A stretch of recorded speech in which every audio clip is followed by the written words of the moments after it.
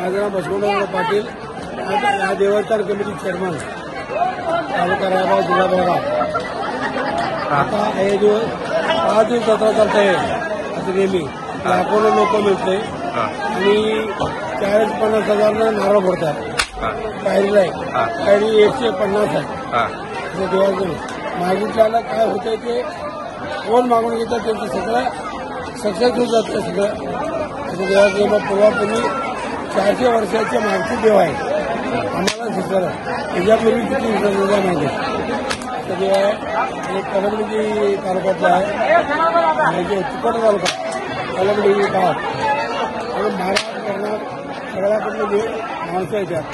सगळं चालतंय आणि त्या देवाच्या पोलीस काय चालतं सगळं लोकांवर चालतं असं बंधन आहे.